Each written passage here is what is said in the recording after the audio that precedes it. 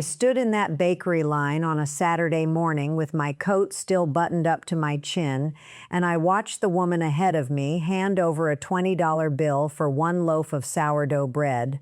One loaf. She didn't even blink.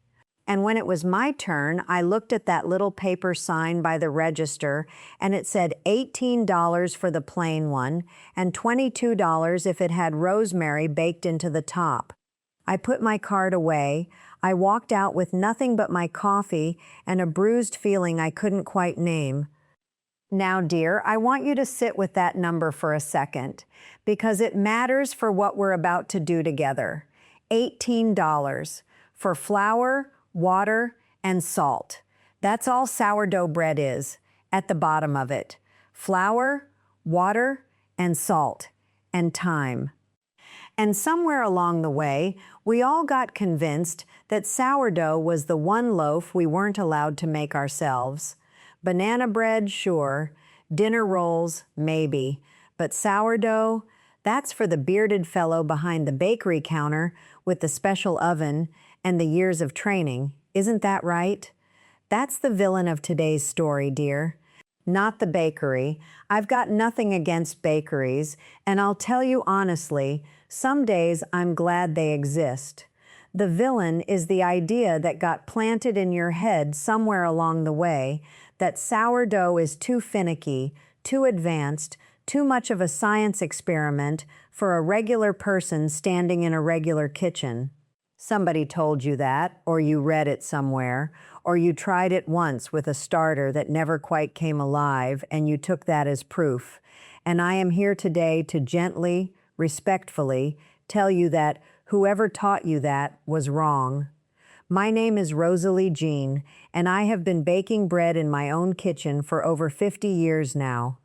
I learned the basics from my mother, who learned from her mother, and somewhere in my 30s I got curious about sourdough specifically, because I wanted to know what all the fuss was about. I have made more loaves of sourdough bread than I could ever count. Some of them were beautiful. Some of them were flat as a pancake, and I fed them to the birds. But I learned something with every single one, and today I'm going to hand you what took me years to figure out, all wrapped up and ready to use this weekend. Here is the promise, plain and simple.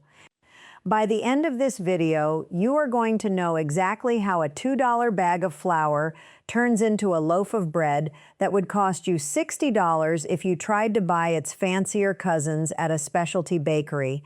And I'm going to show you the real arithmetic behind that number, so you don't just take my word for it. You are going to understand why sourdough behaves the way it does, so it stops feeling like a mystery and starts feeling like something your own two hands can manage.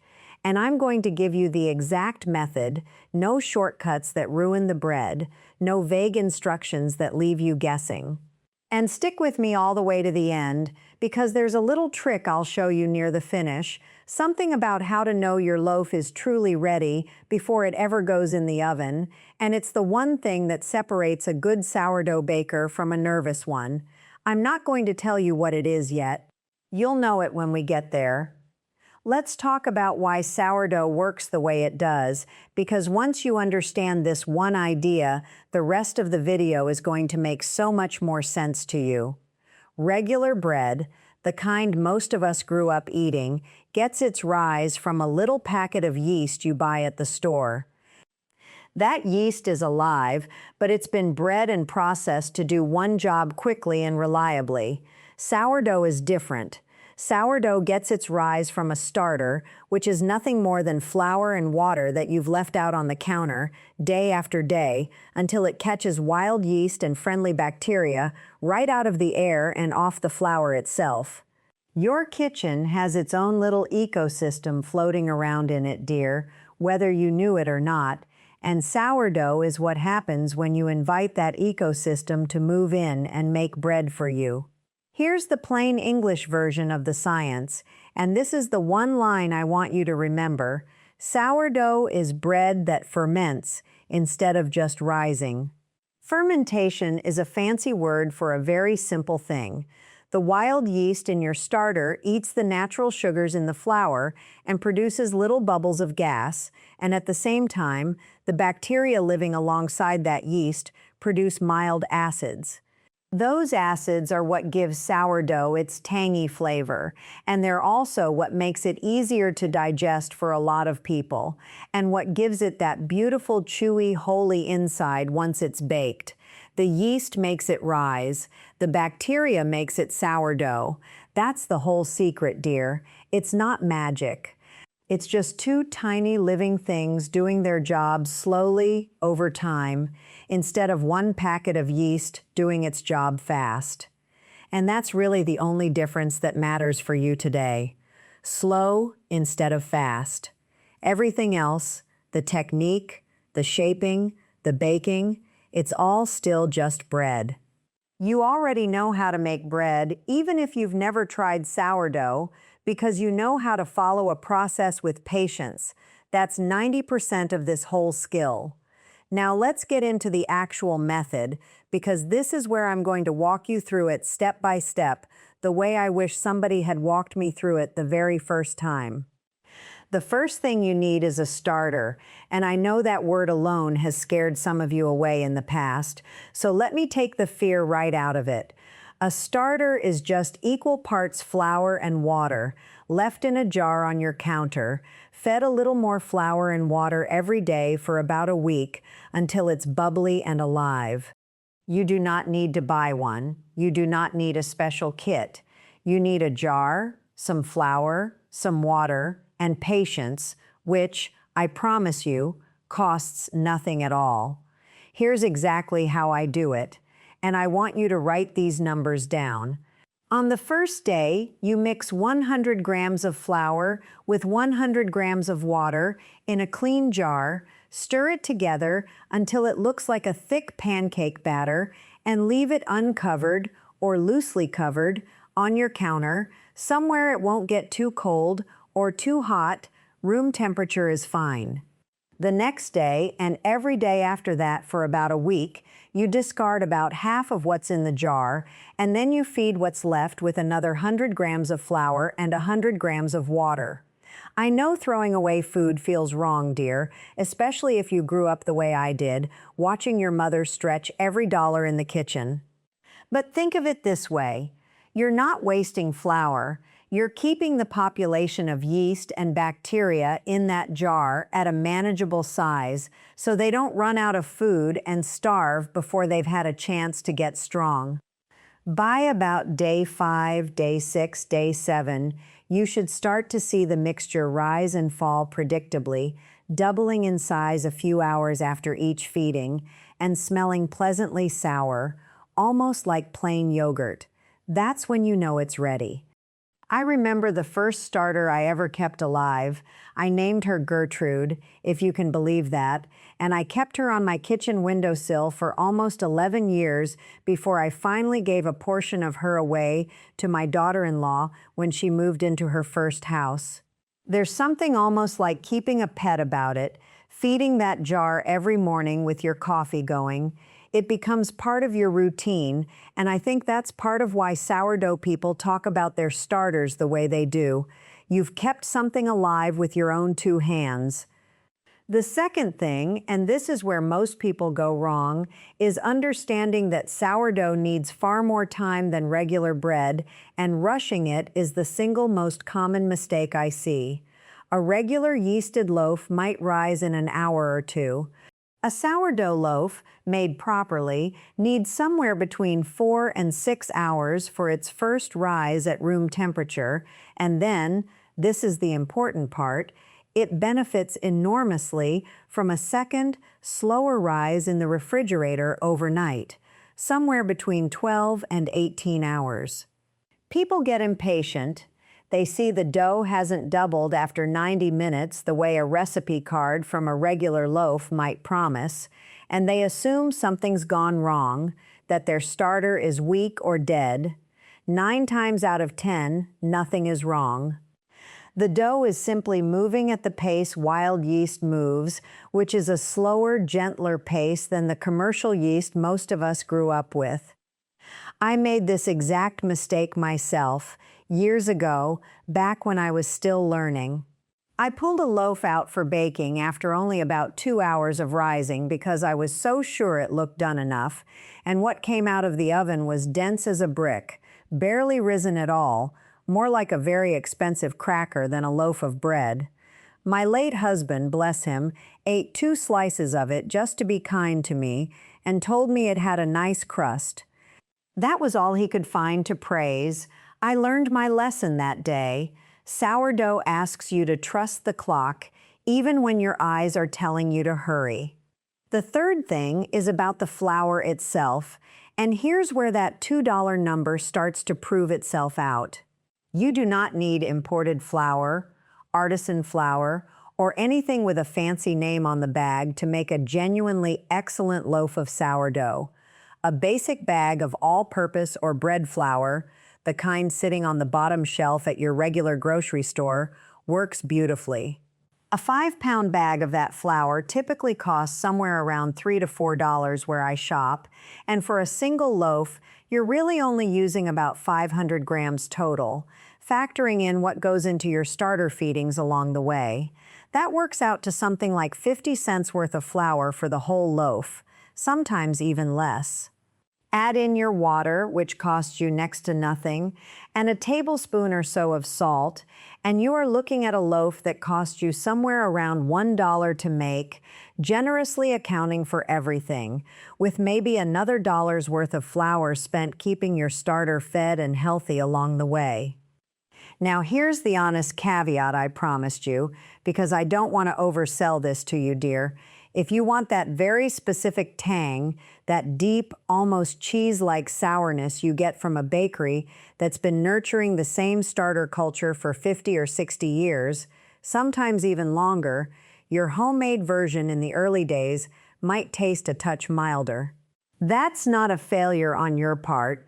That's simply because flavor in sourdough deepens with the age and character of your particular starter, the same way a good stew deepens with time on the stove. Your first few loaves will still be genuinely delicious, don't misunderstand me, but if you keep your starter alive for a year, 2 years, 5 years, the flavor keeps getting more complex and more distinctly yours. This is a craft you grow into, not a trick you master in one afternoon. I think that's part of what makes it worth doing. The fourth thing is about shaping and scoring, the part that intimidates people the most, I think, because it's the part they can see, and comparing your loaf to a picture online can feel discouraging fast. Here is what actually matters. After your dough has had its bulk rise, you want to shape it into a tight ball, using the sides of your hands to drag it against the counter and build a little surface tension, almost like you're tucking a blanket in tight around a sleeping baby. That tension is what helps the loaf hold its shape and rise upward instead of spreading out flat in the oven. Then, right before baking, you take a sharp blade or even a clean razor and make one confident cut across the top of the loaf, maybe half an inch deep. That cut isn't decoration, though it does look pretty. It gives the steam and gas somewhere controlled to escape while the bread bakes, instead of the loaf bursting open wherever it pleases and coming out lopsided. My granddaughter came to visit me a few summers back. She must have been about 9 years old at the time, and she watched me score a loaf with my little blade, and she said, "Grandma, you're giving the bread a smile."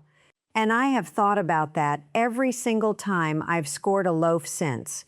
It is a smile. It's the last thing you do to that dough before it goes into the heat, and I like the idea that you're sending it off with a little kindness. The fifth thing, and this one surprises people, is that the oven itself needs to feel a bit like a bakery oven for the first part of baking, and the trick to that is steam. Professional bakeries have special ovens that inject steam automatically. You and I don't have that in our kitchens, but there's a simple way around it. You preheat your oven, along with a heavy pot with a lid, a Dutch oven works wonderfully, to 450 degrees Fahrenheit. You place your shaped, scored loaf inside that hot pot, put the lid on, and bake it covered for about 20 minutes. Then you remove the lid and let it bake uncovered for another 20 to 25 minutes until the crust turns a deep golden brown, almost mahogany in the darkest spots. That covered period traps the steam coming off the dough itself, which keeps the crust soft just long enough for the loaf to rise fully before it sets. Skip that step, bake it uncovered the whole way through, and you'll get a loaf that's set and hardened on the outside before it's had its full chance to rise, which is another common reason people end up with a denser loaf than they wanted. Now let's bring this back around to that number I promised you at the start, because I want you to see the whole picture laid out plainly. If you walked into a proper bakery and bought a naturally leavened sourdough loaf, the kind made with real wild starter and given the time it deserves, you would very often pay somewhere between $8 and $12 for a single loaf on a normal day. But here's the part that really gets me. Specialty sourdough, the kind with things folded in, a rosemary and sea salt version, a version with roasted garlic, or a large artisan round meant to feed a whole family gathering, can run you $30, $40, even $60 at some of the higher-end bakeries and farmers markets, especially around the holidays when everybody wants something impressive for the table. I have seen it with my own eyes, dear. A beautiful decorated sourdough loaf priced at $60, sitting in a bakery window, and people buying it anyway because they didn't think they could make anything close to it at home. You can. That loaf, at its core, is still just flour, water, and salt, fermented slowly, and baked with a little steam and a little patience. The rosemary costs pennies from your own garden or spice rack. The shaping and the pretty scoring pattern cost you nothing but a few extra minutes and a steady hand. You are not paying for expensive ingredients when you buy that $60 loaf. You are paying almost entirely for someone else's time, someone else's oven, and someone else's years of practice. And now, after today, some of that practice belongs to you too.